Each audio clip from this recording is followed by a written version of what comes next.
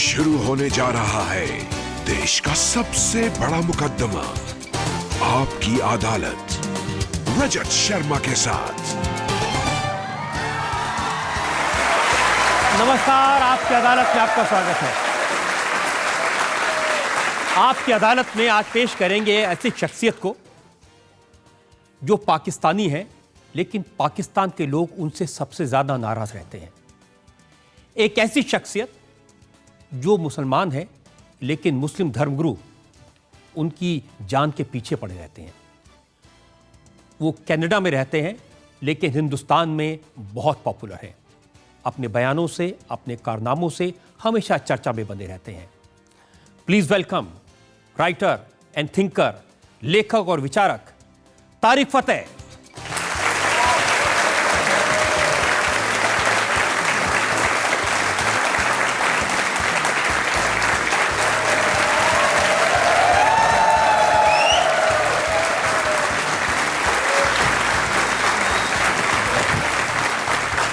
आपकी अदालत में आज के इस खास शो के लिए हमारे आज के जज भी खास हैं, जाने माने शायर मुनव्वर राना।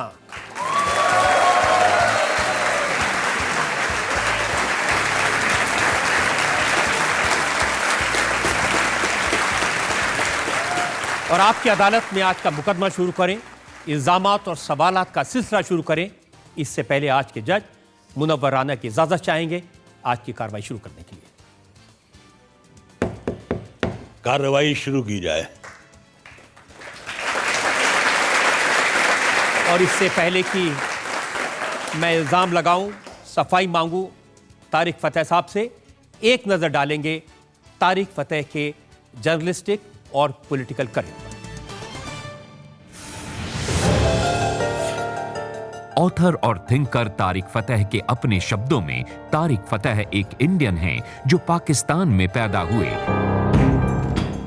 एक पंजाबी हैं जिसने इस्लाम में जन्म लिया, कनाडा में एक इमिग्रेंट हैं जो मुस्लिम समाज को जगाने का काम करते हैं। तारिक फतेह कहते हैं कि वो एक मुस्लिम हैं जिसके पुरखे हिंदू थे। तारिक फतेह पाकिस्तान के क्रिटिक हैं। उनकी स्पीचेस पर पाकिस्तान में पाबंदी है।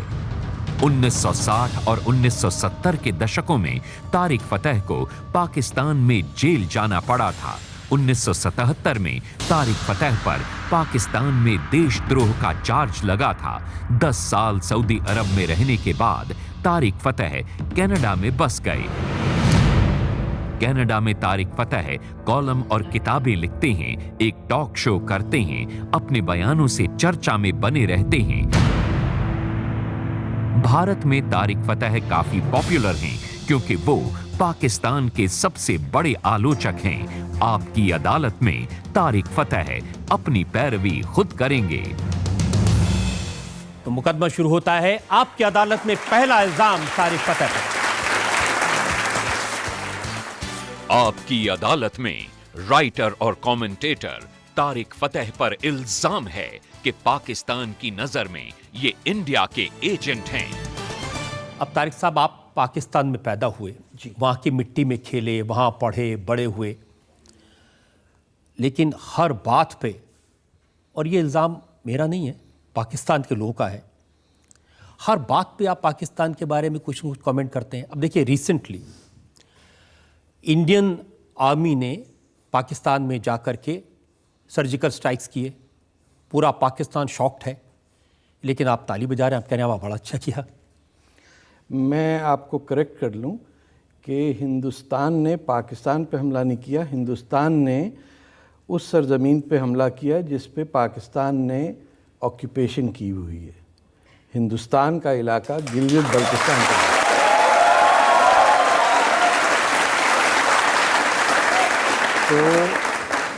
तो जब हिंदुस्तान की फ़ौज उस इलाके में जाती है जो वो अपनी शराफत में अब से 70 साल तक चुप करके बैठे हुए हैं, कि कारगिल में जब वो उस लाइन को पार करके पाकिस्तान का सत्यानाश कर सकते थे, उस वक्त भी हिंदुस्तान की जो तहज़ीब है उसने हिंदुस्तान की फ़ौज को एक प्रोफेशनल आर्मी के तहत कहा कि सबक सिखा दिया गया, अब रुक जाओ, अब लेकिन ये सुधर नहीं सकते पाकिस्तानी, वो इसलिए कि पाकिस्तान है ही हिंदुस्तान। दरियाए सिंध पाकिस्तान में बहता है, गंगा में नहीं बहता।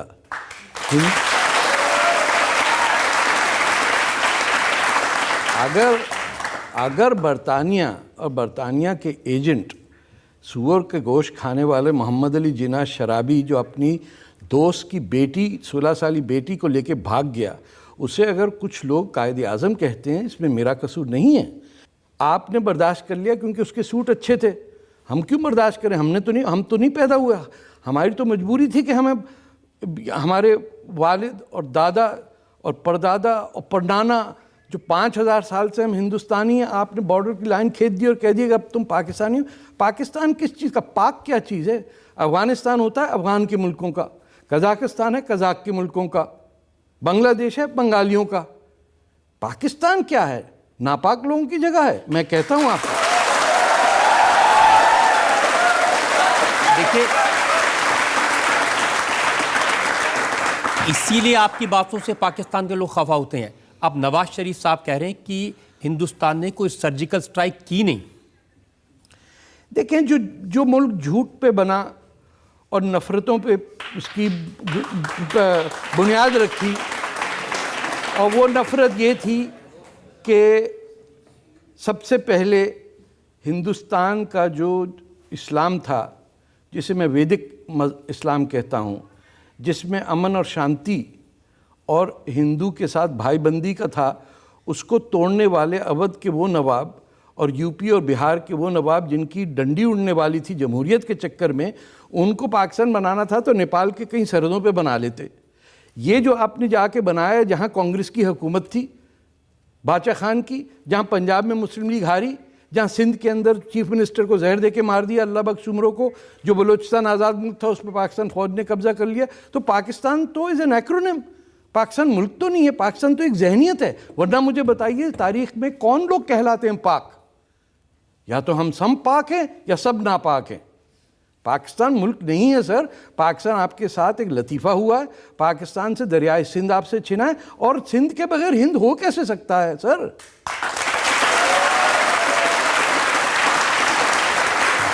तो आप ये कह रहे हैं कि ये जो सर्जिकल स्ट्राइक किया ये बिल्कुल सही था और थोड़ा और अंदर जाना चाहिए था? नहीं, मैं समझता हूँ, देखें, आखिर मुल्क भी चलाना होता है, हिकमत भी कोई चीज़ होती है, समझदारी भी है। एक तरीका हो सकता है कि आप मनमोहन सिंह बन जाएं, कि आपको अपना गांव याद आता रहे कि मेरा पिंड बड़ा चंगा सी। दूसरा आप होंगे कि लोग कहेंगे चाय वाला आदमी प्राइम मिनिस्टर कैसे बन गया, उसने बना के दिखा दी कि चाय कैसे बनती है और मुल्क कैसे बनता है। तो मैं, पाकिस्तान में दो शरीफ हैं, नवाज शरीफ और राहिल शरीफ, और उनकी शराफत को भी आप नहीं मान रहे? देखिए, मैं दोनों शरीफों का बता दूं। एक वाकई शरीफ है, क्योंकि वो तो फैक्ट्री वैक्ट्री चलाने वाला, बिरयानी खाने वाला, निहारी खेलने वाला क्रिकेटर था। उसको कौन लेके आया? जनरल ज़ियाउल हक। वो अमीरुल मोमिनीन बनना चाहता था। इनके अपना कुछ भी नहीं है, पूरा पाकिस्तान की दौलत लेके ये पंजाब में अपना बना रहे। इनको पता है पाकिस्तान टूटने वाला है, इसीलिए तमाम पाकिस्तान की दौलत इन्वेस्ट होती है पंजाब में। रोड, रेलवे लाइन, बड़े बड़े महल, अमन की आशा की तमाशा वाली आंटियां जो आती हैं यहाँ पे, ये सब पंजाब कर रहा। आपके यहाँ कौन सा आ गया? कभी आपने बादशाह खान की बेटी को बुलाया यहाँ? बादशाह खान की डॉटर इन लॉ को बुलाया आपने कभी यहाँ? आप किसको बुलाते हैं? वही लोग जो लूट रहे हैं हिंदुस्तान को, जो हिंदुओं से नफरत करते हैं, वो अच्छे से कपड़े पहन के आके थोड़ी सी उर्दू बोलते हैं। आप लोग कहते हैं कमाल है, ये तो उर्दू बोल रही, तो बहुत बड़ा इंटेलेक्चुअल होगा। आप कह रहे थे कि इन दो में से एक शरीफ है तो दूसरा बदमाश है।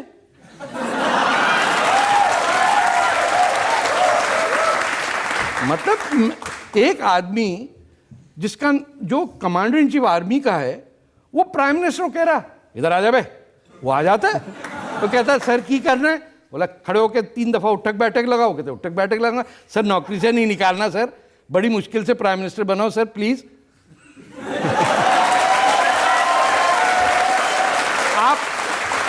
एक मुल्क का डिफेंस मिनिस्टर है, वो खटखटाता है और जनरल बदमाश का सेक्रेटरी उससे कहता टाइम नहीं है भाई।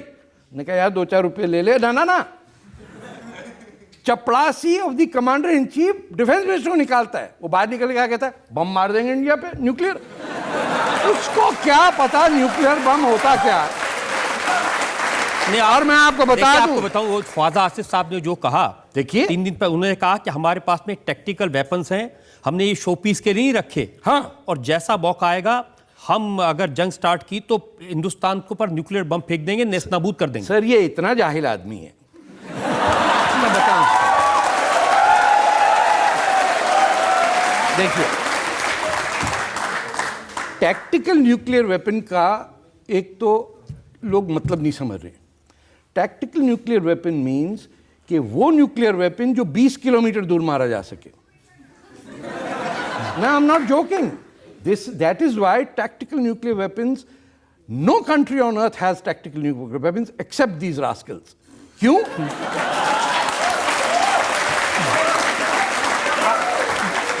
या तो इसको पता नहीं है कुछ और ये अपनी जमीनों की वजह से डिफेंस मिनिस्टर बना, या हमारी बदनसीबी के हमारे पड़ोस में इस किस्म के पागलखाना बना हुआ है कि just imagine what he's saying. We can use it. But he can use it on his own territory, sir. He is saying that we will bomb Pakistan. कि अगर इंडिया की फौज आई तो हम अपनी जमीन, इंडिया की फौज का भूटान जाएगी तो मारेंगे। इंडिया की फौज अगर घुसी पाकिस्तान में, कश्मीर तो हम ले ही लेंगे, पाकिस्तान में घुसी तो हम पाकिस्तान को मारेंगे।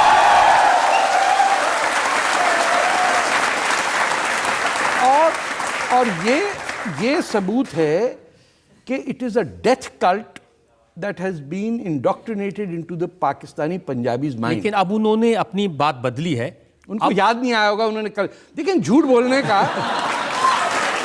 मैंने आपसे, अब वो कह रहे हैं कि अगली बार अगर हमला किया तो मारेंगे। वो तो आपके यहाँ लखनऊ में कहते थे इब्की मार, वो पिटता जाता, पठान मार के चला जाता था। कहता इब्की मार क्या।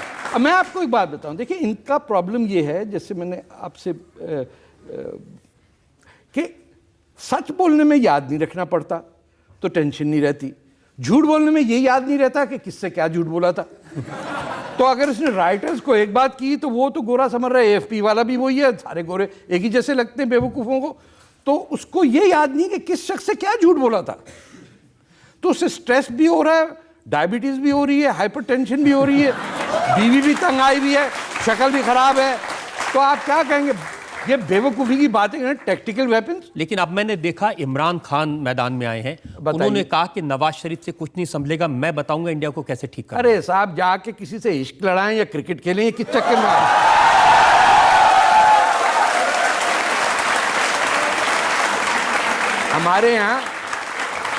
हमारे यहाँ पंजाबी में कहावत है, जंग खेड़नी होंदी जनानियां दी। It's a very feminist and misogynist comment, but it applies to this stupid man whose entire life has been to impress upon especially Indian women, क्योंकि वो सब इम्मी आंटी हो जाती, इमरान खान आया है हमारे। मतलब आप बताइए, एक आदमी 62 साल की उम्र में दूल्हा बना और घोड़े पे चल के आया और फिर तलाक हो गई, लड़की ने फेंक दिया उठा के उसे बाहर, वो फिर बैठा हुआ। भाई आपको अगर 60 साल की उम्र में जब सठिया जाना, ऐसे कहते ना, ऐसे तो नहीं कहते कि बंदा सठिया गया, 60 साल का हुआ सठिया जाता था। आजकल दवाइयाँ अच्छी तो हमारे जैसे लोग जिंदा हैं। तो वो 62 साल की उम्र में बारात लेके जा रहा है। अरे हमारे यहाँ तो पुराने राजा नवाब के 18 साल के बच्चे जाते थे, बल्कि 6-6, 7-7 साल के भी जाते थे कि बड़े होके इनकी शादी होगी। इसको शर्म नहीं है, हया नहीं है, सियासत में आ गया। बेईमान लोग हैं ये। वो पंजाबी हैं जो पश्तो बनना चाहते हैं, जैसे आपका मुशर्रफ दिल्ली वाला है, वो पंजाबी बनना चाहता है। ये वो पंजाबी जो कहते हैं हम अपग्रेड करना चाह रहे हैं, हम पश्तों पठानों की तरह बोलेंगे। This is all nonsense. इनका आइडेंटिटी क्राइसिस है। आप देखिएगा, कोई दिल्ली वाला पंजाबी एक्सेंट में कभी किसी ने बात की है? कोई दिल्ली से है यहाँ? सारी तो कोई आप पे पंजाबी एक्सेंट से बोलेगा? कोई भी नहीं। ये मुशर्रफ कहां से आ गया पुरानी दिल्ली से, पाकिस्तान में अंग्रेजी बोलता है पंजाबी एक्सेंट में? सब के सब झूठे हैं। अगर इनमें अभी मुशर्रफ साहब ने ये सर्जिकल स्ट्राइक्स हुई, उसके बाद मुशर्रफ साहब का तो ये कहना है कि अगर मैं होता तो मैं ठीक कर देता। अरे तुम होते मुशर्रफ तो ज्यादा से ज्यादा अकबर बुगटी का खून करते। ये मुंह और मसूर की दाल, 80 साल के आदमी को गार में पॉइजन गैस से मार दिया तुमने, पाकिस्तान के नाम पे, इस्लाम के नाम पे। कमर टेढ़ी हो गई, झुक गई, जाके अभी वीडियो चल रहा है आजकल, बेढंगा सा नाच कर रहा है अपनी बीवी के साथ। ना नाचना आता ना खाना आता। आपने कहां से कचरा भेज दिया पाकिस्तान? इसी को यहीं दिल्ली रखते, कहीं हलवाई की दुकान होती पुरानी दिल्ली में, हमारे यहाँ प्रेसिडेंट बनवा के भेज दिया आपने। लेकिन अगर इसी तरह के लोग रहेंगे तभी तो फिर हाफिज सईद जैसे लोग खुलेआम तकरीर करते हैं और पाकिस्तान की सरजमी पे बैठ के हिंदुस्तान को धमकियां देते हैं। Hafiz Saeed is the prime minister of Pakistan sir. Hafiz Syed Salahuddin is the defence minister of Pakistan. ये किस चक्कर में आप लोग को समझ में नहीं आ रही हिंदुस्तानियों को? आप लोग तो एक तो पता नहीं डीप फिलॉसफी में चले जा रहे हैं। हमको आंखों के सामने नजर आ रहा है कि वो लोग जो 30 लाख बंगालियों को 10 महीने में मुसलमानों को मार सकते हैं, वो अपने माँ बाप को बेच सकते हैं। और मैं आप बताऊं आपको, अभी तो मेरे बंगाली मुसलमान बहन भाइयों की आहें पहुंची नहीं है खुदा तक। जब पहुंचेंगी और वो करेगा तब हशर होगा, देखिएगा। जिसने जिन बच्चियों को रेप किया इस्लाम के नाम पे, उनका हशर एक ही जनरेशन में ख़त्म हो जाता है। अभी देखिए आगे क्या क्या होता है। बलोच बच्चों को मार के जहाज से फेंकते हैं ज़मीन पे, उनकी बच्चियों को रेप कर रहे हैं आप, बस ये कह के कि ये काफिर है। हम तो, हमारी तो तहजीब होती कि बहुत ही खूबसूरत लड़की हो तो कहते थे काफिर हसीना। हाँ, क्या काफिर वो बनाई है निहारी हैं? अब वो काफिर वर्ड को उन्होंने इतना नेगेटिव किया कि बच्चों को मार रहे हैं कि काफिर नहीं है। एक मुसलमान दूसरे को मार रहा है। सीरिया में कोई हिंदू मार रहे हैं मुसलमानों को? कौन मार रहा है किसी? ये बात सही है कि लोग कहते हैं कि मरने वाला भी मुसलमान, मारने वाला भी मुसलमान। और आज से नहीं, इनके यहाँ खून चढ़ा हुआ है इनको कि किसी तरह पाकिस्तान बनाया था जहां हम बैठेंगे, रेस्ट करेंगे, जब अंग्रेज चला जाएगा फिर हमला करके हम मुगल डायनेस्टी तो हमारी है, हम फिर आ जाएंगे नवाब। लेकिन ये अपनी फौज के नाम पर इतनी बड़ी बड़ी बातें करते हैं कि हम नेस्तनाबूद कर देंगे, हमारी फौज बड़ी ताकतवर है। कहाँ से सर? वो फालूदा इनके मिसाइल में कुछ भी नहीं है। बेकार की बात है। ये वो लोग हैं फौजी, आप दुनिया बता। अब अगर मैं कहूं कि इंडिया की फौज कॉर्नफ्लेक्स बनाने लग जाए तो आपको हंसी आएगी। ये वॉशिंग मशीन बनाते हैं, ये कॉर्नफ्लेक्स बनाते हैं, इनका फौजी बैंक लिमिटेड है, फौजी इनकी ट्रक चलते हैं। हर जनरल जो है जो बेईमानी नहीं करता, he retires as a multi millionaire in US dollars. ईमानदार जनरल, क्योंकि स्ट्रक्चरली ऐसा है कि आप लेफ्टिनेंट से कप्तान हुए 2 बीघा जमीन, कप्तान से मेजर हुए 3 कर्नल दे दो। वो साला जब तक कर्नल पहुंचता है उसके पास 200 एकड़ जमीन आ जाती है। ये लॉज में लिखा हुआ है। एक सारी जो आर्मी के जनरल्स हैं इनके पास में बहुत जमीनें, बहुत sir, hundreds of millions of dollars in Swiss bank accounts. Just General Kayani, the last head of the ISI. You think कि आपका जनरल बदमाश शरीफ जो है ये क्यों कर रहा है? इसकी अपॉइंटमेंट एंड होने वाली है। हाँ, सो जंग चल रही, जंग के बीच में कौन करता है अपॉइंटमेंट, रिटायरमेंट? उन्होंने कहा मैं तो तैयार हूं, लेकिन जंग चल रही हिंदुस्तान से, तो आप रिन्यू कर दीजिए। वो बेवकूफ़ रिन्यू नहीं करेगा, उसकी तो वैसे हवा खारिज हो जाती है कि अरे बाप रे बाप जनरल आ गया, माई बाप माफ कर दो। He'll renew that. This is being done by them to get that man a renewal. ये लोग कहते हैं उसका भाई मर गया था 65 में तो बदला ले। नहीं भैया, ये पाकिस्तानी पंजाबी जनरल, इनको सिर्फ US डॉलर नजर आता है। ये पाउंड स्टर्लिंग में भी खुश नहीं होते। सऊदी रियाल भी जो इनको मिलता है ना खैरात ज़कात में भिखारियों की तरह, वो कन्वर्ट करा के वहाँ भेजते हैं अमेरिका शरीफ। मैंने तो ये सुना कि थोड़ा डर है नवाज शरीफ साहब को कि कहीं राइल शरीफ कू ना कर दें जाते जाते। कू कर दिया सर, मैं आपसे कह रहा हूँ सर देखिए, to be very serious, Kerry Lugar bill pass हुआ, which was enacted into law, senator Lugar and जो अब सेक्रेटरी ऑफ स्टेट है. The US Congress determined, it's a law, the moment Pakistan's military takes over the affairs of government in Pakistan, automatically, not with a discussion, all US transfers of fund to Pakistan will come to an end. यानी हुक्का पानी बंद. That is Kerry Lugar bill. उसका bypass, अमेरिकियों को क्या पता किस type के चोरों से डील कर रहे हैं. उन्होंने कहा सर कू करेंगे ही नहीं, बताएंगे नहीं किसी को कू हुआ. वो तो ज़ियाउल हक ने कहा था ना 4 जुलाई को, वो अमेरिकन एम्बेसी में शराब पी रहा था जुल्फ़िकार अली भुट्टो, ये भागे जा रहे थे और जाके कू कर दिया इन्होंने. अब कू होगा किसी को पता ही नहीं. आपको किसी ने टेलीग्राम दी कि कू नहीं हुआ? अगर कू नहीं हुआ तब बताइए. Coup is the default state of affairs. Karachi में दुनिया का 8वां बड़ा शहर, पाकिस्तान फौज आप ही यूपीसीपी के महाजरों को कत्लेआम कर रही है. 200 बच्चा गायब है, डेड. कराची का मेयर पिछले 3 महीने से जेल में. आपने खबर सुनी कभी टाइम्स ऑफ इंडिया कहीं? किसको पीड़ी नहीं है इस बात की. वो कहते हैं भाई अनाउंस नहीं हुआ. अरे अनाउंस नहीं हुआ. कराची का मेयर ऐसे है, केजरीवाल साहब को जेल में बंद किया और किसी को पता ना हो. ये मुमकिन है? नहीं. आप ढूंढ रहे हैं कि वो कि लाहौर है पाकिस्तान. लेकिन हमारे प्रधानमंत्री तो कोशिश कर रहे थे नवाज शरीफ साहब से दोस्ती करने की, उनको यहाँ बुलाया, उनके यहाँ चाय पर गए. देखें, कभी तो चोर को ले जाना पड़ता है ना, to prove the point. Prime minister Modi has played his cards well. उन्होंने कहा कि भाई हम आपकी तरफ हमेशा से, हर प्राइम मिनिस्टर ने गुडविल शो की है. जवाहरलाल नेहरू ने, इवन शास्त्री साहब ने, बाद में इंदिरा गांधी ने तो सब कुछ जीत के लुटा के दे दिया पाकिस्तान को 90,000 फौजी. इंडिया की पॉलिसी है to contain any tension with Pakistan and grow economically through the trade routes to Afghanistan and all that.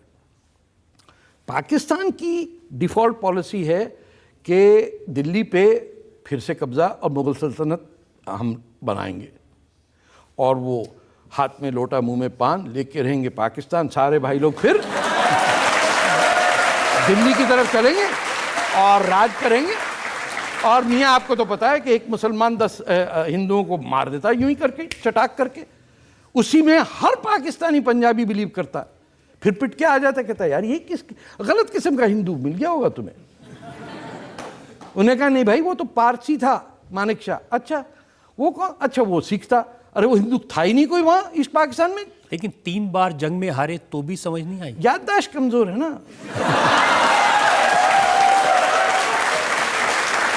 Tariq फतेह साहब, और भी इल्जामात मेरे पास में. हम एक ब्रेक के रुकेंगे और ब्रेक के बाद आपकी अदालत में तारिक फतेह पर इल्जामात और सवालात का ये करो. जब उनसे पूछते हैं वो कहते हैं चाहे वो पठानकोट का हमला हो, चाहे वो उरी का हमला हो, हमने किसी को नहीं भेजा, ये हिंदुस्तान ने अपने आप ही हमला. हाँ, आसमान से फरिश्ते उतर आए.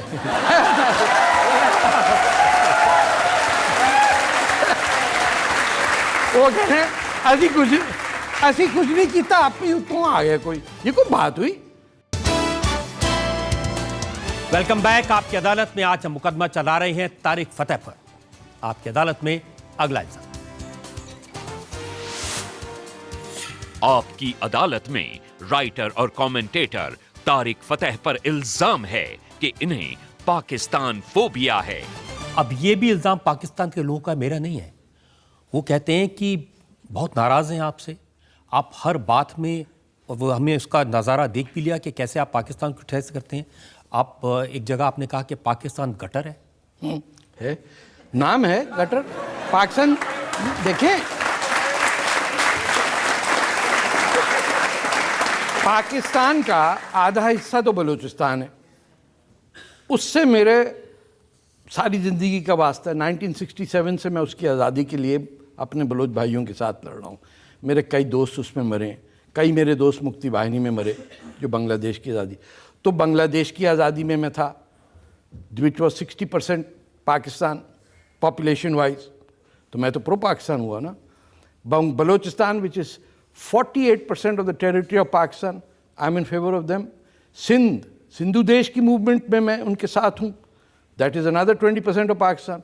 कराची का मेयर मेरा जिगरी यार है, कराची को मैं कहता हूँ कि उसके साथ जो ज़्यादती हुई, तो मेरा इशू ये पाकिस्तानियों से नहीं है, मैं इनको पाकिस्तानी कहता नहीं हूँ। नहीं, आप कहते हैं मैं पाकिस्तानी हूँ, लेकिन आप कहते हैं नहीं, कि मैं नहीं कहता, मैं कहता हूँ आई am an Indian born in Pakistan.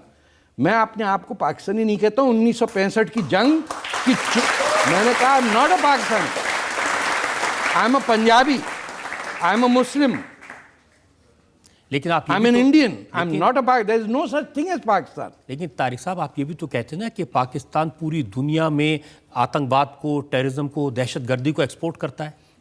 तो इसमें कोई शक है क्या? देखिए, मैं इसको क्लैरिफाई करूं।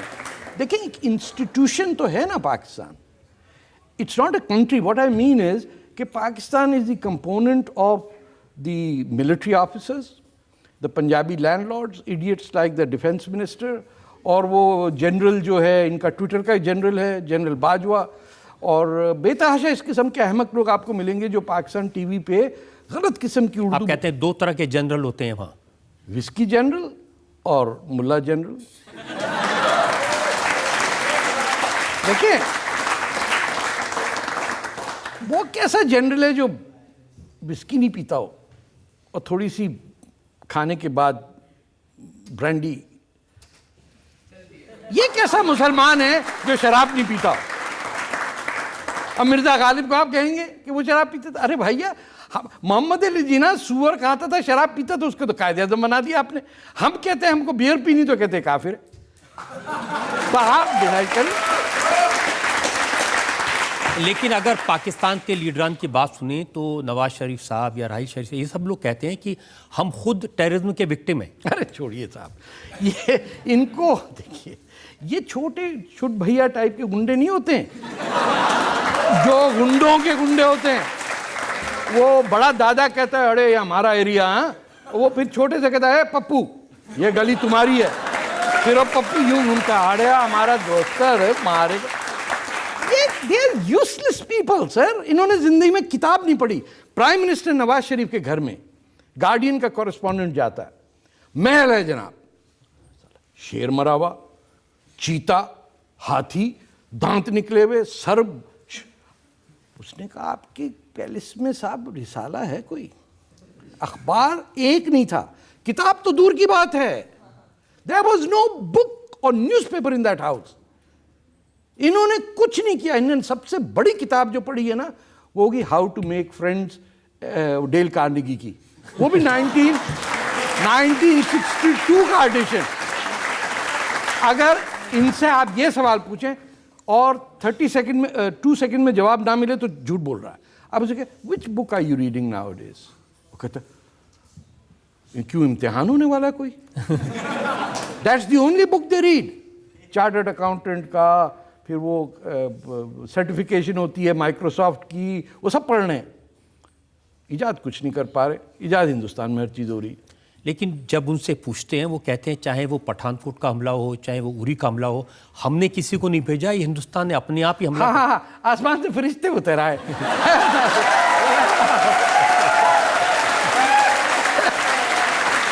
वो कह रहे ऐसी कुछ नहीं किया, आप ही उत्तों आ गया कोई। ये कोई बात हुई? कुछ स्टूपिड समझा हुआ हम लोगों को। ये मतलब हिंदुस्तान के लिबरल लेफ्ट वाले लोग मानते होंगे हमने इनको आंखों में देखा, आंखों में आग डाल के, ये तो प्राइम मिनिस्टरों को हैंग करने वाली कौम है।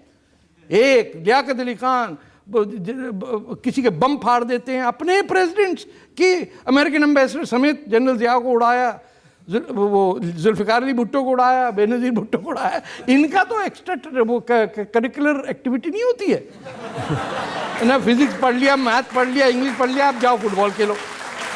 ये एक्स्ट्रा करिकुलर एक्टिविटी में मार रहे हैं आजकल। अब देखिए, बांग्लादेश से 90,000 कैदी आए, इंदिरा गांधी ने तोहफा दे दिया। इन्होंने क्या किया उन 90,000 लोगों? उन्होंने कहा जाओ यार, उन्होंने कहा सर सानू लोग की मारने ने असी की करिए, उन्होंने कहा सर 2 साल से बैठे इंडिया ने कोई हमें पिस्तौल नहीं चलाने दी। उन्होंने कहा अच्छा सबको सब बलूचिस्तान भेज दो। 73 में the same murderers of Bangladesh started killing इन बलूचिस्तान, जो 73 to 75 वहाँ वॉर हुई। आप बलूचिस्तान की बात करें ना, लेकिन पाकिस्तान की सरकार कहती है कि बलूचिस्तान में तो इंडियन की इंटेलिजेंस एजेंसी रॉ वाले सब कुछ गड़बड़ कर रहे हैं। करें क्यों, वो तो इंडिपेंडेंट कंट्री है, उनकी मर्जी है। आपने ऑक्यूपाई किया ना। मोहम्मद अली जिन्ना ने 90 पाउंड अपना वजन सोने का तराजू में बैठ के बुड्ढे ने दिए कि 1936 में तुमको आज़ादी चाहिए Kalat as an independent state. उसने कहा हाँ सर, तो मेरा वजन जो है उतना सोना दे दो मुझे। ये उस गरीब लोगों का 90 पाउंड 24 कैरेट गोल्ड खाने वाला आदमी फिर अपनी बहन को कहता है 10 मिलियन रुपए का वो दो हीरे जवाहरात का। बहन भाई दोनों लूट के ले गए। Balochistan was an independent state by the Cripps Commission on August 4th, 1947, before India and Pakistan. जब ये सब हो गया तो उसने कहा अब आपको मैं फौज भेज रहा हूँ इन्वेट करने को। उन्होंने कहा सर आप तो हमारे वकील थे। उसने कहा वो तो आपका वकील था, अब मैं गवर्नर जनरल हूँ। तो he is the first person who ordered the invasion of an independent country. तो वाकई में बलूचिस्तान में इतने हालात ख़राब हैं जैसे बताते हैं लोग? सर उससे ज़्यादा ख़राब है। मैं आपको बताऊं, मेरे अपने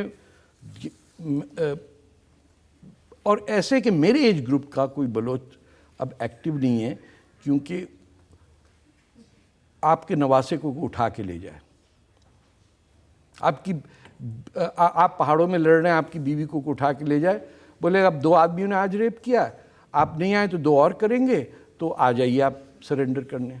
वो जैसे ही आते उसको शूट करके मार देते हैं, वो फिर रेप कैंप में चली जाती लड़की।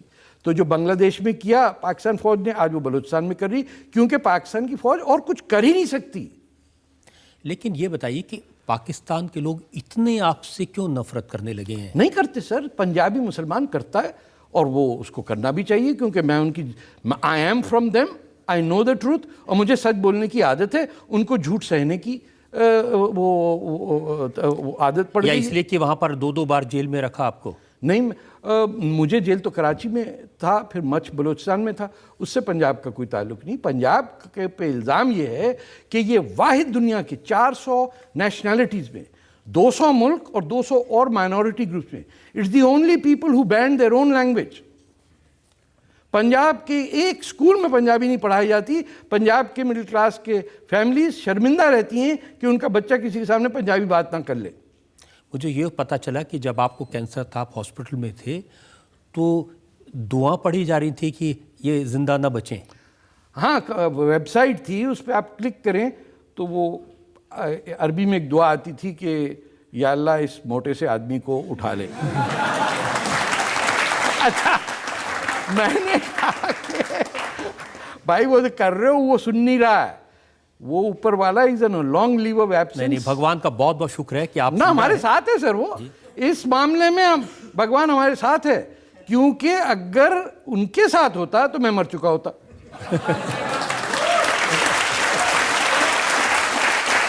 और भी इल्जाम मेरे पास में, और जो जनता है इनके भी सवाल पूछेंगे, लेकिन इस वक्त एक ब्रेक के रुकेंगे और ब्रेक के बाद आपकी अदालत में तारिक फतेह पर इल्जामात और सवालात का एक बार।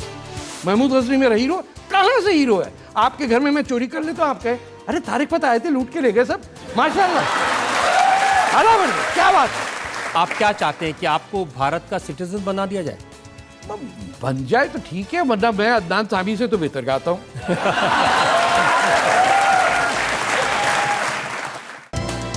Welcome back. आपकी अदालत में मुकदमा चला रहे हैं तारिक फतेह पर। आपकी अदालत में अगला आपकी अदालत में राइटर और कमेंटेटर तारिक फतेह पर इल्जाम है कि ये जहां जाते हैं वहां माहौल खराब करते हैं। अब देखिए, अब तक तो मैं आपको पाकिस्तान के इल्जामात बता रहा था, वहां के लोगों की शिकायतें बता रहा था। हमारे Ghulam Nabi Azad, leader of the opposition Rajya Sabha में, उन्होंने कहा कि ये आदमी जहां जाता है माहौल खराब कर देता है, ऐसी बातें करता है, लोगों को भड़काता है। क्या कहूं उनसे?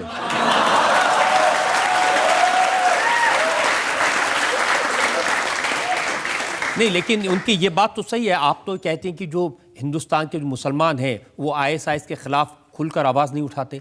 आईएसआई के खिलाफ नहीं, हिंदुस्तान के मुसलमानों पे मुझे ये गिला है कि वो दुनिया की सबसे आज़ाद मुल्क में रहते हुए जो हिंदुस्तान की प्रोग्रेस है, मैं चाहता हूँ कि ये भी उसी तरह जैसे फरीद ज़करिया हैं या सलमान रुश्दी हैं हिंदुस्तान के मुसलमानों में आगे आके नज़र आ रहे हैं। एक रिवाज निकला है कि अब सबको बुर्का पहना दो, और जब माएँ बुर्कों में बंद रहती हैं तो उनके बच्चे भी उतना ही विटामिन डी डिफिशिएंसी में रहते हैं। वो कवानीन जो सऊदी अरेबिया की तेल की वजह से हिंदुस्तान पहुँचे हैं, जो उनके मौलवियों को तनख्वाहें मिल रही हैं, जो पैसा आ रहा है बाहर से, उससे हमारे मुसलमान, हिंदुस्तान के मुसलमान जो अरूज पे पहुंच सकते हैं, क्योंकि they are not the deprived class, ये तो रूलिंग क्लास है। 800-900 साल मुसलमान ने यहाँ हुकूमत की, को हम दलितों की बात नहीं कर रहे। तो वो अपने ही हाथों में क्यों जंजीरें डाल रहे हैं? इसलिए कि जो लोग उनको सिखाने वाले हैं, अब जाकिर नायक हैं जी, बहुत फॉलोइंग है उनकी। बताइए। आप उनके बारे में कहते हैं कि इनकी शक्ल ठीक नहीं है, कपड़े ठीक नहीं है। नहीं, मतलब अच्छी शक्ल है, उन्होंने खुद ख़राब की हुई है, मुझे इस पर एतराज़ है। देखिए, मैं ये कहता हूँ कि अल्लाह ताला ने आपको इजाज़त दी कि दाढ़ी और मूछें रखें। ये जो मूछें उड़ाई हुई हैं मुसलमानों ने, ये सलफ़ी इस्लाम का इशारा है, ये जिहादी ताकतों का ताल्लुक़ है इससे, जो हिंदुस्तान में अभी लोग समझे नहीं है।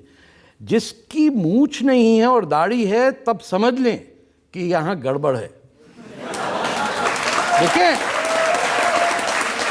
देखिए क्या फ़र्क पड़ता है, क्योंकि वो फ्लैग है, दाढ़ी नहीं है। नहीं, मैं बता रहा हूँ ना, आप कभी कपड़ों पर कमेंट करते हैं? मैं बताऊंगा ना आपको कि अगर आप नाटसी झंडा सर पे पहनेंगे तो आपको लोग नाटसी कहेंगे ना। तो अगर आप इख्वानुल मुस्लिमीन का हिजाब, जिसका हिंदुस्तान से कोई ताल्लुक नहीं, हमारे यहाँ दुपट्टा है, मुसलमान क्या है, हिंदू सिख भी दुपट्टा पहनते हैं पंजाब में, I have no problem, it's beautiful dress. लेकिन जब से अरबों के पास तेल आया, हिंदुस्तान में जो पूरी आज़ादी की मूवमेंट में मुसलमान औरतें मेवत और इधर उधर से बाहर निकल के आ रही थी, और आप देखिए 1950s में क्या उनकी पार्टिसिपेशन थी, अब क्या होता जा रहा है। अब आए दिन तो इल्ज़ाम लग जाता है। देखिए आप कौन होते हैं तय करने वाले, कौन कैसे कपड़े पहनेगा, कौन कैसी दाढ़ी रखेगा? मैं बताता हूँ आपको। जब कोई सुसाइड करने वाला है तो आप क्या कहेंगे? You have a choice to jump और नॉट टू जंप।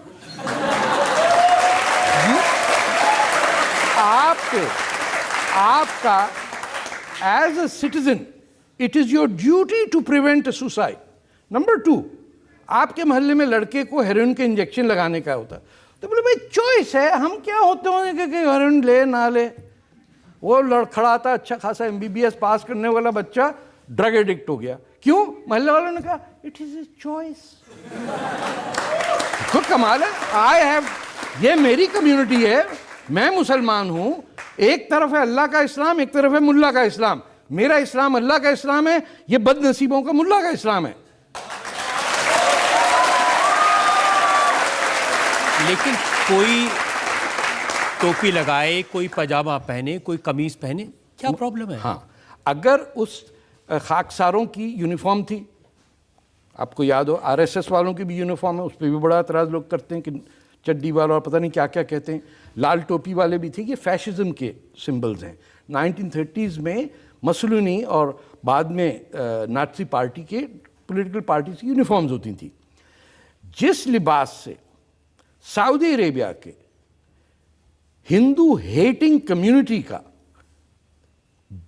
निशाना हो कि गज़वा हिंद करके, गज़वा वियतनाम नहीं, उन्हें कहा कि यौम आखिरत यानी क़यामत उस वक्त आएगी जब पूरे हिंदुस्तान का हर हिंदू मुसलमान होगा, और दूसरी जगह रोम यानी यूरोप में कोई क्रिश्चियन नहीं बचेगा। ये इस्टेब्लिश्ड हमारे मौलवियों की वो लाइन है कि ये होना है।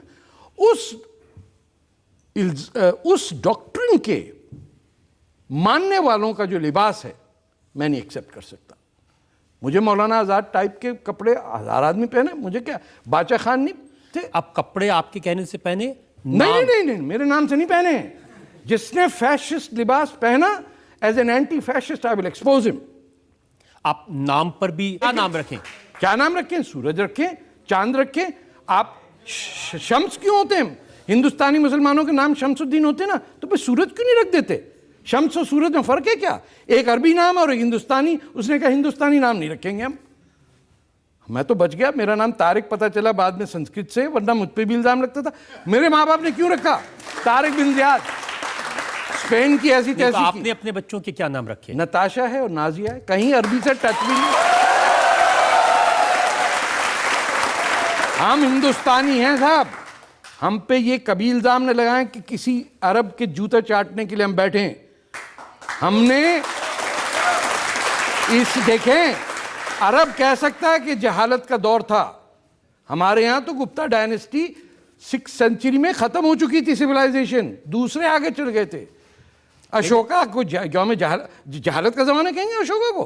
ये कौन बेवकूफ है? चंद्रगुप्ता मौर्य को कह रहे कि गांव जहालत थी, और फिर आगे वो कुतुबुद्दीन ऐबक और जनाब वो बाबर घोड़े पे चढ़ के हमें सिविलाइज करने। कौन होते हैं ये? किसने इजाजत दी इनको यहाँ आने की? कौन है महमूद गजनवी? क्यों नहीं खड़े होके हिंदुस्तान के मुसलमान कहते निकलो यहाँ से? वो कहते गजनी, महमूद गजनी मेरा हीरो। कहाँ से हीरो है? आपके घर में मैं चोरी कर ले तो आप कहें अरे तारिक पता आए थे लूट के ले गए सब, माशाल्लाह बराबर, क्या बात। लेकिन नाम बदलने का बहुत, आपको तो सड़कों के नाम औरंगजेब रोड मैंने सुना, आपने कहा कि हम मैंने बदलवाया।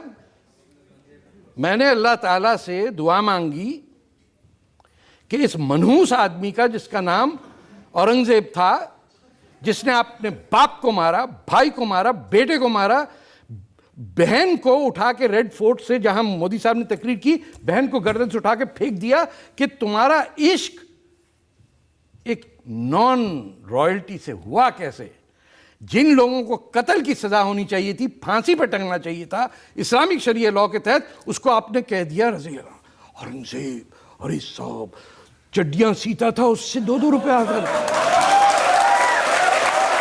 इतना झूठ। हमने तो कहा कि हिंदुस्तान के मुसलमान के पास 2 ऑप्शन है, औरंगजेब का इस्लाम या दारा शिकोह का इस्लाम। किसने आके पट्टी पढ़ाई कि दारा शिकोह जैसा शरीफ आदमी, सूफी आदमी, जिसने उपनिषद और कैसे कैसे हिंदुइज्म के वर्क्स को पर्शियन में फिर वहां से फ्रेंच में ट्रांसलेट किया, उसकी गर्दन उड़ा दी एक आदमी ने। कातिल की सजा क्या होती है सर आपके मुल्क में? वो ठीक है 70,000 नमाज जनाजा में भी आते हैं टेररिस्ट के लिए, वो और बात है, लेकिन सजाए मौत होती है ना। तो फिर कैसे बच गया औरंगजेब सजाए मौत के बगैर? कैसे रख दी सड़क उसकी? और कौन थे जो कह रहे थे कि औरंगजेब का नाम ना हटाओ? मेरे साहब के सामने बात तो करें। सत्यानाश हिंदुस्तान का किया इस शख्स ने। अपनी तमाम ब्रिटिश ईस्ट इंडिया कंपनी को बॉम्बे में घेरे में रख दिया था मकरान की नेवी ने, हमारे बलोचों ने। इसने आके उनको रिलीफ किया, और उसके बाद 1710 में तो खैर ये मर गया, या 1708 में मरा। उससे पहले east India company got a second lease of life. चलिए, अब तो खुश है कि उसका नाम बदल के ठीक है, अब्दुल कलाम साहब के अब्दुल नाम कलाम भी ठीक है, वो भी हमारे टाइप के मुसलमान हैं, जिसमें कहता हूं माई काइंड ऑफ मुस्लिम। ये तामिल वामिल ये सब सर ये हिंदुस्तानी मुसलमान है, हम अरब नहीं हैं। हमें माफ़ कर दीजिए, हमारा कोई ताल्लुक नहीं है। हमारे माँ बाप पढ़ पाते सब 5000 साल से, पता नहीं हिंदू वर्ड होता भी नहीं होगा, लेकिन जो भी धर्म था उससे चले आ रहे। हम तो मोहनजोदारो की औलाद हैं सर। हमें अब 5000 साल पहले हम शहर बना रहे, और वो आगे पट्टी पढ़ा रहा है कि नहीं साहब 7वीं सदी से पहले जहालत थी दुनिया में। अरे भैया नहीं थी, तुझे पता नहीं है कि यहाँ क्या कुछ होता है? पहाड़ों के अंदर काट के मंदिर बना दिए हमने। नहीं तो अब आप क्या चाहते हैं कि आपको भारत का सिटीजन बना दिया जाए? बन जाए तो ठीक है, वरना मैं अदनान सामी से तो बेहतर गाता हूं।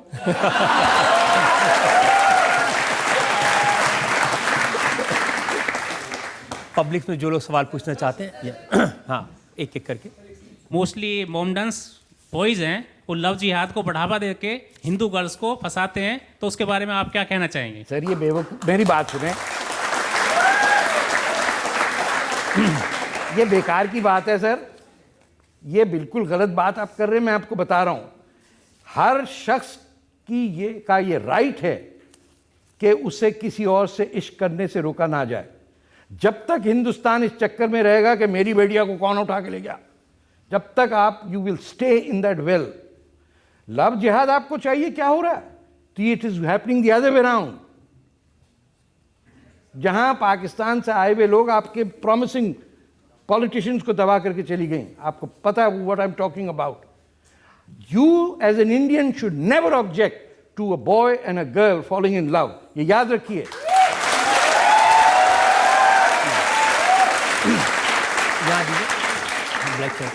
सर, मेरा सवाल है कि पूरी दुनिया आतंकवाद से त्रस्त है और पाकिस्तान भी आतंकवाद से त्रस्त है। पाकिस्तानी अपने आतंकवाद को खत्म नहीं कर पा रहे, इसलिए पाकिस्तान में जनमत संग्रह करवा के पाकिस्तान को हिंदुस्तान में मिला दिया जाए। मोदी जी और भारत के लोग पाकिस्तान से आतंकवाद खत्म कर देंगे। आपका क्या विचार है? टेररिज्म पाकिस्तान में नहीं खत्म हो सकती, क्योंकि Pakistan is a terrorist state. आप अगर मतलब फिएट की फैक्ट्री में सिर्फ फिएट बन सकती, मर्सिडीज नहीं बन सकती। चाहता हूं कि अब पाकिस्तान में जनमत संग्रह करा के उसे हिंदुस्तान बना दिया जाए। नहीं, क्या क्यों होगा भाई? भूटान को नहीं आप हिंदुस्तान में ला रहे, नेपाल को नहीं ला रहे, तो इनको आज़ाद मुल्क होंगे। सिंध होगा, सिंधु देश होगा, आपका पड़ोसी होगा। आप वहाँ बगैर वीज़े के जाएंगे, जैसे यूरोपियन यूनियन में घूमते हैं। अब नानी का मंदिर जो है बलूचिस्तान में, जहाँ हिंदू सिविलाइजेशन कई हिंदुस्तान के इलाकों से पुरानी है, लोग जाएंगे आएंगे। बादशाह खान के मुल्क में आप जाएंगे, पंजाब लाहौर में जाएंगे, आप जाके देखेंगे रंजीत सिंह का महल कहा था। ये जो खालिस्तान बोलने वाले लोग हैं, इनको चाहिए ये डिमांड करें कि लाहौर हो कैपिटल खालिस्तान का, तो मैं भी फिर खालिस्तानी हो जाऊंगा। धन्यवाद। आप जिस तरह की बातें कर रहे हैं ना, ऐसा लगता है कि आप तो जैसे आरएसएस के, किसी हिंदू फंडामेंटलिस्ट ऑर्गेनाइजेशन के, किसी हिंदू कट्टरपंथी ऑर्गेनाइजेशन के रिप्रेजेंटेटिव हैं।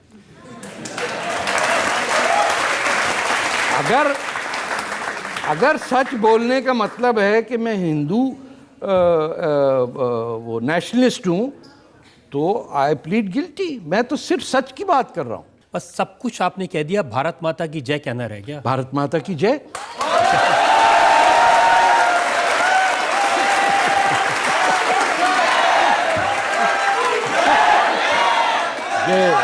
एक और ब्रेक के रुकेंगे और ब्रेक के बाद आपकी अदालत में इल्जाम और सवाल आपका रखा। लेकिन ये सब बातें आप जब नरेंद्र मोदी प्रधानमंत्री नहीं बने तो उससे पहले भी कहते थे या अभी कहने लगे? अरे मैं तो शशि थरूर टाइप के पॉलिटिशियंस को, लेकिन अब तो ऐसे लगता है कि जो मोदी करते हैं आप उसको सपोर्ट करते हैं। भाई अगर ठीक काम कर रहा है तो मैं पागल हूं कि ना करूं सपोर्ट? ये क्या बात है? Welcome back. आपकी अदालत में आज हमारे मेहमान हैं तारिक फतेह। आपकी अदालत में अगला हिस्सा। आपकी अदालत में राइटर और कमेंटेटर तारिक फतेह पर इल्जाम है कि ये पब्लिसिटी के लिए बेसिर पैर की बातें करते हैं।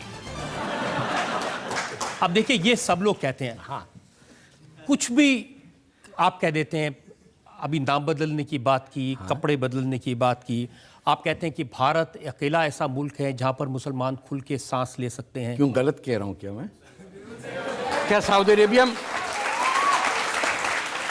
मुझे बताइए, कजाकिस्तान में ले सकते हैं? नहीं। तुर्की में आपने देख लिया? नहीं। ईरान के आयतुल्लाह को देख लिया? वो बोल ही नहीं सकते। सऊदी अरेबिया में, कतर में, इजिप्ट में, मोरक्को में, एक बेचारा इंडोनेशिया में से हमारा बचा हुआ, वहाँ भी भेज रहे हैं पैसे अपने मौलवियों को भेज के तबलीगी जमात जारी तबाह करने। वरना इंडोनेशिया, वो भी देखिए उसमें इंडो लगा हुआ है साथ।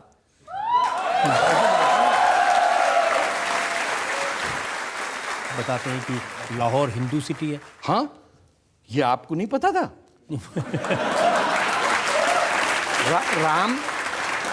राम के बेटे लव, या प्रोनाउंसिएशन में नहीं, केश और लव, कुश और लव, तो ये लाहौर और कसूर हैं। ऐसा ही है कि मक्का में मुसलमान ना हो, ये मुमकिन हो सकता है कि लाहौर में हिंदू कोई नहीं है? अभी मरा जाए तो उसके there is no incinerator या crematory to burn him। Pakistan के हिंदुओं को दफन करना पड़ रहा है। आप लोग सो रहे हैं बैठे, इंडिया राइजिंग, इंडिया शाइनिंग। देखिए मोहल्ले में क्या हो रहा है, लोगों के साथ ज्यादती। हिंदू मुसलमान का सवाल नहीं है। पाकिस्तान के ईसाई शहरों के ऊपर हमले हुए हैं। ईसाई लड़की ने, आसिया बीबी, कब से है जेल में? आज 7-8 साल हो गए ना। उसको जब गवर्नर गया बचाने के लिए, उसको शूट कर दिया उसके बॉडीगार्ड ने। आप किस किस चीज पे आप खामोश रहेंगे सर? यह आपके मोहल्ले में हो रहा है, आपके अपने घर के मोहल्ले में हो ना, आप सड़क पे निकल आए। लेकिन ये सब बातें आप जब नरेंद्र मोदी प्रधानमंत्री नहीं बने तो उससे पहले भी कहते थे या अभी कहने लगे हैं? अरे मैं तो यहाँ आया हूँ जब आपके प्राइम मिनिस्टर मनमोहन सिंह थे, मैंने तो नहीं सपोर्ट किया मोदी साहब को इलेक्शन में। मैं तो आपसे कह रहा हूं कि मेरी रुझान जो है that is left of centre. मैं तो शशि थरूर टाइप के पॉलिटिशियंस को, लेकिन अब तो ऐसे लगता है कि जो मोदी करते हैं आप उसको सपोर्ट करते हैं। भाई अगर ठीक काम कर रहा है तो मैं पागल हूं कि ना करूं सपोर्ट? ये क्या बात है? देखिए, मोदी साहब पे जो इल्जामात हैं मुसलमानों के, वो झूठ साबित हो गए, वो अभी भी लगे हुए हैं। ओके, जब उन कानूनी तरीके से भी उन पे कोई इल्ज़ाम नहीं है। जब वो ये कह रहे हैं कि गुजरात में उस ट्रेजेडी के बाद राइट बंद हो गया मुसलमानों के अगेंस्ट, जो हर साल सीजन होता था, एक दोनों तरफ के दादागिर निकलते थे, दंगा, जिन लोगों का काम ही दंगा फसाद था, वहाँ इकोनॉमी ठीक होती है तो दंगे फसाद ही चले जाते हैं। अब he is on the right path, he has taken the correct position on Bangladesh. आप देखिए कौन इंडियन प्राइम मिनिस्टर जाके बांग्लादेश में, जो इंडिया का सबसे क्लोजेस्ट एलाय है, लेकिन 90% of Indian don't like Bangladeshis. क्यों? कोई गवर्नमेंट की पॉलिसी नहीं है कि हाउ टू अकोमोडेट एक मुस्लिम कंट्री जिसका कॉन्स्टिट्यूशन सेकुलरिज्म बिलीव करता है। 52 कंट्रीज में से एक है। बहादुर प्राइम मिनिस्टर, खटाखट मर्डरर्स को उसने टांग के रख दिया, जो किसी में दम नहीं है वो कर रही है। He went there to consolidate the ties that India has in liberating and giving Bangladesh the rightful place in history. He did the right thing.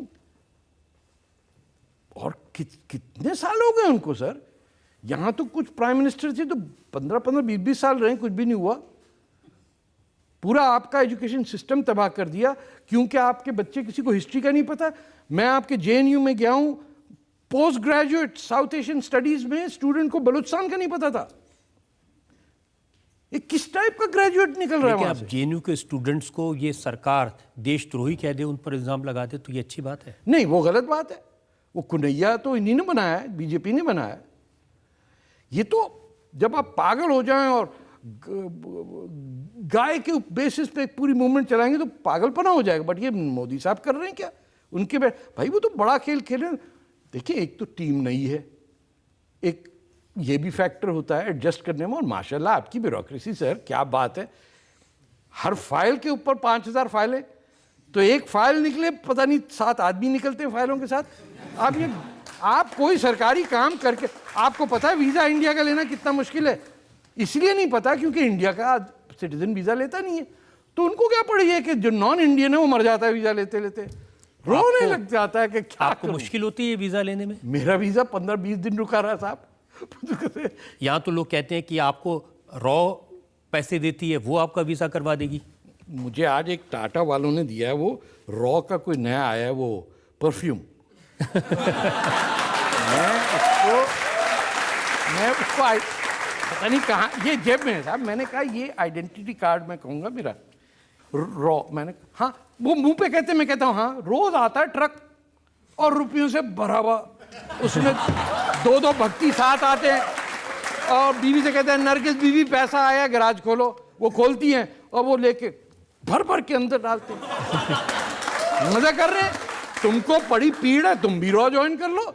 तुम तो वैसे बिकाऊ माल है, पूरा मुल्क तुम्हारा भीख पे चलता है। चीन का पैसा, अमेरिका का पैसा, सऊदी अरेबिया का पैसा, कतर का पैसा, दुबई का पैसा। तो जो फकीर हैं वो दूसरे को तो ना कहें कि यार तू क्यों भीख मांग रहा। आज जनता चलो सवाल पूछना चाहते हैं सर। एक तरफ आप बोलते हैं कि मैं एक इंडियन हूँ पाकिस्तान के अंदर, और दूसरी तरफ आप ये भी कहते हैं कि इंडिया में हर मुसलमान को सांस लेने की इजाज़त है। और फिर आप सर इतना कुछ कहते हैं तो आप यहाँ की सिटीजनशिप क्यों नहीं मांगते? भाई देखिए, लड़की ने सवाल सही किया। मैं आपको You will not believe it that there is no law to apply for citizenship. वो बरमदाग मुक्ति को इंडिया में असाइलम देने का कानून नहीं मिल रहा इंडिया को। भाई इसको कैसे लेके आए? ये भी हमारी एक, क्योंकि नॉन इंडियन को तो ये अफेक्ट नहीं करता ना, तो इंडियन सब खुश हैं, लेकिन जो यहाँ पनाह लेने आता है वो कहाँ जाए? वो काठमांडू में बैठा हुआ है, वहाँ पाकिस्तानियों ने इनको पॉइजन किया है इनके खानों में। People who are now getting, Sindhi nationalists are getting medical treatment over here with mercury poisoning done in Kathmandu by ISI. तो आप जिस दिन मुझे रास्ता बता दें, आई विल अप्लाई। मैंने तो प्राइम मिनिस्टर से कहा, वो पूछ रहे थे कि कैंसर कैसे हो, मैंने कहा सर मैं अदनान सामी से बेहतर गाता हूँ, मुझे बताइए, रास्ता बता दीजिए। I would take Indian citizenship. आप कहें मैं आके यहाँ सेटल डाउन भी हो जाऊंगा, मेरे पास 5-6 साल और बाकी हैं, फ्रंट फुट पे खेलेंगे, 9 नंबर का खिलाड़ी तो मारता है वैसे ही। आपको आईएसआई से डर नहीं लगता? अब क्या डरेंगे सर, 67 के हो गए, अब डरना क्या है? मतलब 25 साल का आदमी हो तो बोले यार बड़े होके डॉक्टर बनना था, साले आईएसआई ने मार दिया, अब मैं क्या बनूंगा, बड़े होके मैं क्या बनूंगा? तो मारना जिसको मार ले। हम भी पंजाबी हैं, ऐसी बात नहीं है, हम असली पंजाबी हैं। आप सर अभी आपने बोला कि आप अदनान सामी से बेहतर गाते हो, सर प्लीज 2 लाइन सुना दीजिए। अरे यार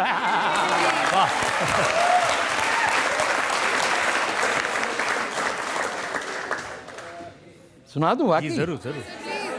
ये मैंने अपनी बीवी के लिए गाया था, और ये 19 70s में। ये आप चला भी देंगे टीवी पे? जरूर। Oh my God. अच्छा गा दें? वाकई खड़े होके गाना चाहते हैं प्लीज गाइए। माइक वाइक दो यार, ताकि हम ऐसे लगे अदनान सामी।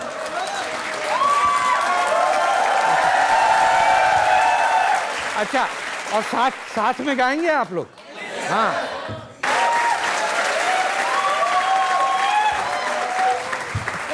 तारिक साहब, हर तरह के इल्ज़ाम हमने लगाए और जैसा आपका स्वभाव है, अंदाज है आपका, आपने हर चीज़ का खुल के जवाब दिया। हम एक ब्रेक के रुकेंगे और ब्रेक के बाद सुनेंगे आपकी अदालत में आज की जज मुनव्वर राना का फैसला आज के मुकदमे में।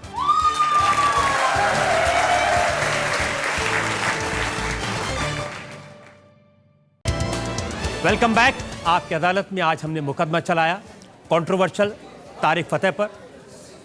हमने उनसे पूछा पाकिस्तान के लोग उनसे इतनी ज़्यादा नफरत क्यों करते हैं, इतने नाराज़ क्यों रहते हैं। हमने उनसे पूछा उनके कंट्रोवर्शियल बयानों के बारे में, उनकी ज़िंदगी के बारे में, और ये भी पूछा कि क्या उनको डर नहीं लगता वो ऐसी बातें करते हैं। तारिक फतेह ने, जैसा उनका तरीका है, हर सवाल का बेबाकी से जवाब दिया।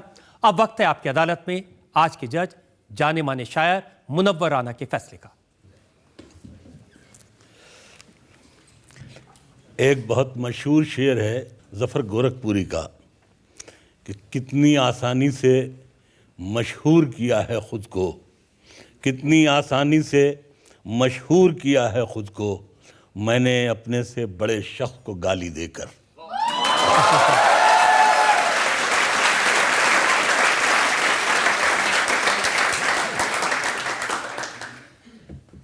ये अदालत है, जहांगीर का दरबार नहीं।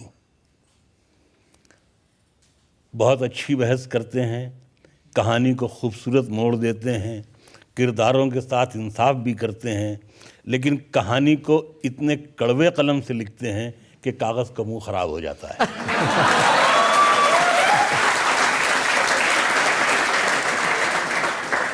संजीदगी से अचानक हंसी की तरफ आ जाते हैं। आपकी अदालत से ज़्यादा आपको लाफ्टर शो में शरीक होना चाहिए।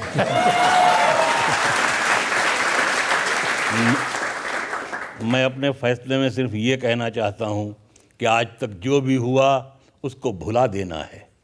आज से तय है कि दुश्मन को दुआ देना है। आ मेरे यार फिर एक बार गले से लग जा, फिर कभी देखेंगे क्या लेना है क्या देना है।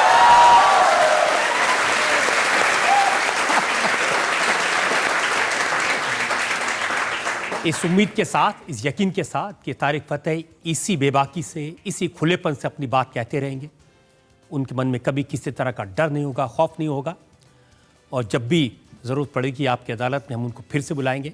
आज का मुकदमा यहीं ख़त्म करते हैं। अगले सप्ताह से मुलाकात होगी एक नई शख्सियत के साथ। तब तक के लिए नमस्कार।